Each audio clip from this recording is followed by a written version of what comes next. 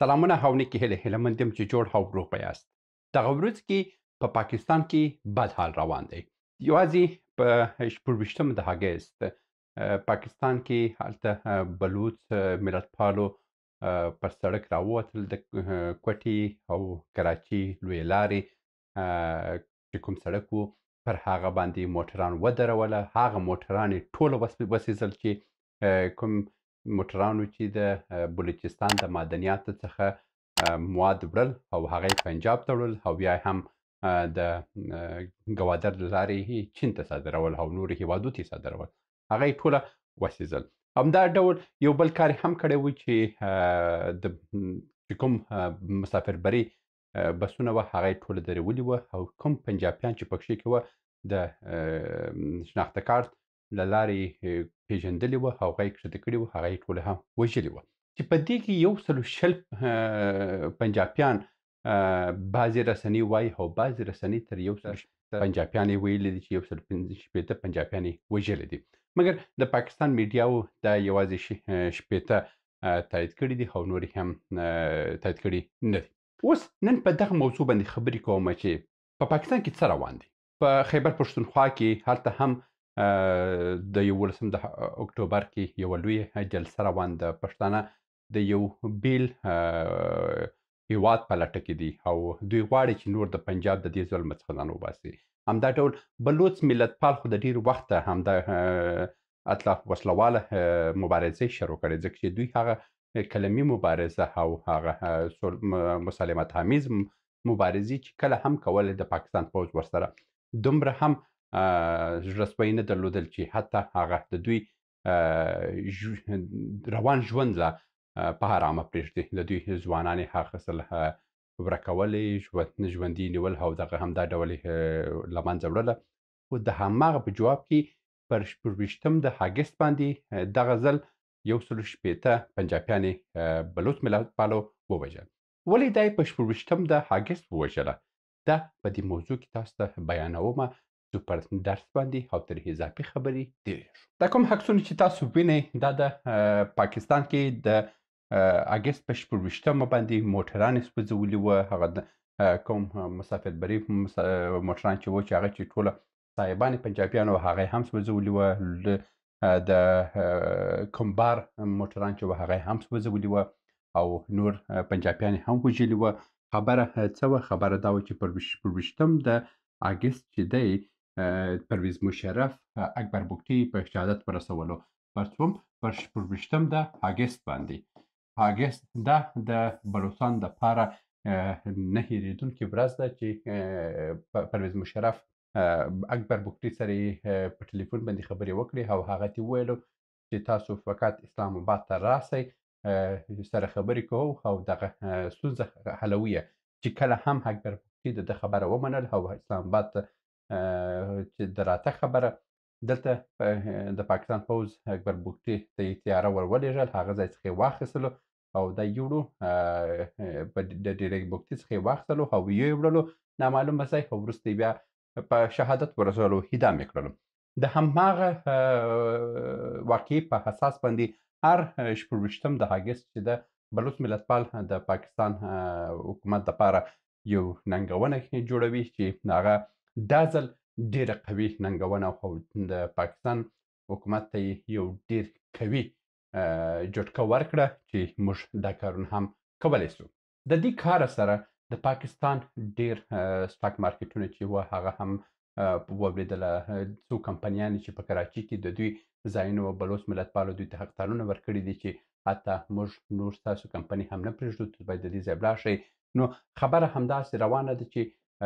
ډېر کمپنیانې هم د پاکستان څخه مخ پر وتو دي. که تاسو یو خبره په یاد ولرئ، دلته یو موضوع د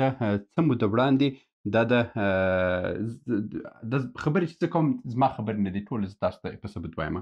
دا د عمران خان خبرې وه. عمران خان څه موده وړاندې وویل چې پاکستان په 4 برخو باندې ویشل کېږي چې هغه خیبر پښتونخوا، بلوچستان، سند، پنجاب باندې ویشل کېږي او هغه د کشمیر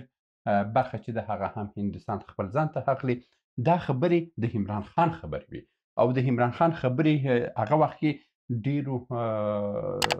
خلکو بابیزې وګڼلې او ډېرو باندې خنداوې وکړې. مګر دا خبره ورځ تر بلې همدا رقم ښکاري چې د پاکستان حالت مخ پر ښه کېدو نه دی، ځکه چې اوس پنجابیان په دې لټه کې دي چې هسې هم د ملک ټوټې ټوټې کېږي، دا چې اوس موږ د پنجاب د طریقې پر پېښور باندې په خیبر پښتونخوا باندې بیا د افغانستان څخه ځو مرکزي اسیا ته، نو اوس چې حالات مخ پر خرابېدو دی، راسه یو بل کار وکړو، موږ باید داسې د دې لارې یوسو په کشمیر باندې او د پامیر د لارې څخه موږ مرکزي اسیا ته ځان ته یو بېله لاره جوړه کړو. یو پلان روان دی. یعنې دلته خبره شته چې پنجابیان بې ویره لري چې که دا دلته یو ملک جوړیږي، یو ملک به افغانستان وسي، زموږ ته لاره اوږده کړي، دلته چې ګلګت بلتستان او په دې لاره وسي، دا به شاید موږ ته پاتې سي او زه هلته پر پامیر باندې ځان داسې ته رسوم، مرکزي اسیا ته یې رسوم. دا هم یو پلان دی. امکانات د دې شته چې پنجابیانو په همدې پلان باندې دا کار کړی وسي. بل کار څه شی روان دی؟ حوال خو دا دویمه خبره دا ده چې همدا اوس د خیبر پښتونخوا څخه چې څه کارخانې دي ټوله پنجاب ته ځي. دا خبره زه نه کومه، دا خبره ټوله د پښتونخوا خلک کوي. دا خبره کوي چې ټولې کارخانې، ټول صنعتونه، ټول تجارتونه دا د پاکستان د پوځ په امر باندې پنجاب ته انتقالیږي. یعنې معنا دا ده چې دلته چې کوم صنعت روان دی، کوم اقتصاد روان دی، کوم تجارت روان دی، کوم بنیاد روان دی، دا بنیاد ټول انتقالي چیرې پنجاب ته انتقالي. نو د دې څخه هم ښکاري چې یو شی شته، یو ویره شته د پنجابیانو دپاره د همدومره په تشویش کې دي چې د خیبر پښتونخوا څخه هم صنعتونه ټول انتقال کړو ځان ته، د بلوچستان څخه یې هم ټول صنعتونه انتقال کړل مخ پر پنجاب باندې، همدا ډول د سند څخه هم چې اوس د زیاتره کمپنیانې او تجارتونه وړي چیرې وړي؟ پنجاب ته وړي. نو پنجاب نو د دې څخه هغه د عمران خان خبرې څرګندونې ورځ تر بلې روښانه کېږي. د بلې خوا دلته ګلګت بلتستان هم څه موده وړاندې که تاسو په یاد وسي په چیرې مظاهره وکړه؟ په خپله ګلګت بلتستان کې مظاهرې وکړې چې موږ د هند سره یو ځای کېږو، موږ د پاکستان سره نه غواړو چې ژوند وکړو. یعنې دلته هم یو حرکت پیدا شوی دی. هغه کومې خبرې چې عمران خان کړی و چې ګلګت بلتستان او کشمیر به د هند ته ځي، پنجاب به جوړېږي، سند به جوړېږي، پنجاب بلوچستان هو خیبر پښتونخوا به جوړېږي، دا خبره بیخي بالکل کټ مټ هماغه ته ورته خبره ده. ځکه چې په یو د هغه خبرو فقط 2-3 میاشتې وروسته په کشمیر کې ګډوډیانې جوړې شوې. هغه کشمیر چې یو وخت کې پاکستان د هماغه کشمیریانو په مرسته باندې په هند یې ټوله ناارامه کړی و، مګر اوس هماغه د هند کشمیر خو بالکل پر حرامه دی. د پاکستان کشمیر هم مخ پر ګډوډي باندې روان دی. که همدا ډول راسه پر ګلګت بلتستان کې هلته هم حالات ګډوډ دي، هلته هم ګلګتیان چې دي وایي چې موږ د پاکستان سره ژوند نه کوو، موږ حق نه راکوي. یعنې هلته ګلګتیان هم یعنې ښه زړه د حکومت څخه نه لري. همدا ډول پښتانه په صحیح ډول باندې خپل زړه نه ښه کوي چې د پنجابیانو سره نور هم مخ ته ولاړ شي. بلوچ ملتپال خو د ډېرو وخته پوهېدلي دي چې نور دا خلک دا کور واحد کور نه دی او دا زموږ دپاره په درد نه خوري. نو دوی خو مبارزه شروع کړې ده. دلته ام کیو ام که د ام کیو ام په باره کې تاسو معلومات ولرئ، ام کیو ام ماجر قومي مومنټ په نامه باندې دا د الطاف حسین یوه ډله ده، دا باره کې تاسو معلومات وکړئ. دلته په سند کې بیا دا د الطاف حسین ډله ده. الطاف حسین ډله هم د پنجابیانو څخه په تنګ راغلې ده. هغه خو د ډېر وخت څخه مخکې تر بلوچستانو هغه وسلواله مبارزه یې شروع کړې وه د پاکستان پوځ په وړاندې. نو دلته دا کمې خبرې چې عمران خان کړې وه دا نه ورځ تر بلې روښانه کېږي او نمونې او نښې نښانې ښکاره کېږي. نو د همدې امله یو خبره په خیبر پښتونخوا کې چې کوم پښتانه دي، هغه کوم مشران، کوم کسان چې همدا اوس د پښتونخوا څخه دا لاره چې پر کابل باندې روانه ده، دا د لاهور څخه مخ پر د پامیر په لټه کې دی او دا پښتانه هر ورځ کې ځي که د اوسني حاکمه څخه کښېني چې ته موږ ته د پامیر لاره راکړه، دا پښتانه به ډېر لعنتي پښتانه اوسي چې دی به خپل لاره پرېږدي. دا پښتون باندې یو سم پلان روان دی، داسې کوچنی پلان نه دی چې تاسو دا فکر کوئ چې د پامیر لاره به زموږ دپاره ښه اوسي. پامیر لاره د پنجابي دپاره ښه ده، ستا دپاره بالکل ښه نه ده. پنجابی که ته دی وایي چې زه د افغانستان څخه پر ما باندې لیرې پرېوځي د افغانستان څخه د پنجاب څخه که ته حرکت وکړې په موټر کې پر افغانستان باندې مرکزي حیثیت هر هېواد ته چې ولاړ شي حدودا 1500 کیلومتره تر 1500 کیلومتره فاصله لنډیږي او که دی ځي دلته پر ګلګت بلتستان باندې او بیا ځي تاجکستان ته او د تاجکستان څخه ازبکستان او ترکمنستان او بیا داسې ځي روسي ته بلا لار ورباندې اوږدېږي ته ولې د خپل لار اوږده کوي ولې ځان ته بلا جوړوي ولې پر افغانستان باندې تر ځایت نه لري خو هغه هم د افغانستان خاوره ده چې مزاحمت درسه اوس خو هغه هم دی مګر دی خبره دا ده چې دی وایي که سبا د پښتانه راڅخه بیلیږي دا پښتانه بیا ما سره حساب کتاب کوي ما ته لاره نه راکوي ما ته سرخوږی جوړوي هغه دردونه چې ما ورته ورکړي دي هغه ما څخه اخلي مګر د افغانستان خلک چې دي هغه به دومره دردونه چې لیدلي هم دي زموږ د ادرسه هغه د ملایانو د ادرسه نیولې دي دومره موږ په پښې کې نه اوسو خو دوی د پامیر په لټه کې په همدې خاطر دی بله خبره دا ده چې دا کوم صنعتونه چې همدا اوس د خیبر پښتونخوا څخه مخ پر پنجاب روان دي دا هم لوی پلان دی او د دې پلان دپاره چې کوم پښتانه کار کوي دا به ډېر بدبخته پښتانه اوسي چې دوی خپل د ولس او خپل د ملت د ملا ماتولو دپاره خلک تشویق کوي چې خپل صنعت یوسه پنجاب ته یوسه خپل کارخانه یوسه پنجاب ته یوسه او دلته د پېښور څخه وباسه د خیبر پښتونخوا څخه وباسه د بلوچستان څخه وباسه دا ته خپل خورپښې وایي د حالات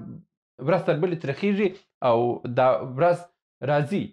ولې ته خپل د ورور کارخانه په زور وړي ته پنجاب ته پلاس ورکوي سبا چې د حکومت درڅخه جدا سو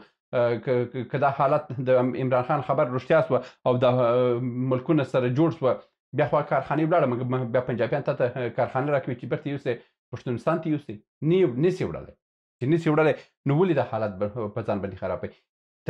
سوچ وکئ فکر وکئ د کوم کارونه چې تاسو کوئ د خپل پښې تاسو وایاست او د پاکستان کې چې د کوم حالت روان دی د حالت ورځ تر بلې لا ترخیږي داسې نه دی مولوي فضل الرحمن ویلي و چې د ټي ټي پي کسان حتی د شپې د خوا په پېښور کې ګرځي نن تر پېښور پر خو راغلی سوات او هغه باجوړ او دا منطقي خبرې د دوی څخه ختمې دي اوس راغلی خبر پېښور ته رسېدلی نو یعنې په پښتونخوا کې حالات خراب دي په بلوچستان کې حالات خراب دي په کراچي کې حالات دومره خراب دي چې یو څوک حتی زر پاکستاني کالدار څخه اضافه د بانک نسي ایستلی چې د بانک څخه 15,000 پاکستاني روپۍ واخیستل خو په جیب کې دې کړه د بانک څخه خپل تر کوره پورې څوک نسي تللی دا خبرې چې زه کومه دا یو عیني حالت دی دا زه خبرې چې کومه دا عام خلکو ته کوم دا ټوله خلک چې په پښتانه په کراچي کې دي دا به زما خبرې اوري دوی به د خپل نظریات به دلته خامخا لیکي چې په کراچي کې څه حال روان دی نو د حالات ورځ تر بلې ترخیږي او یو بل پلان په دې آسیایي هېوادو کې را روان دی ځانونه هوښیار ونیسئ او خپل آینده او خپل پښې مه وایاست دا و د نن ورځې ویډیو تر بیا مو بالا سپارم ښې چارې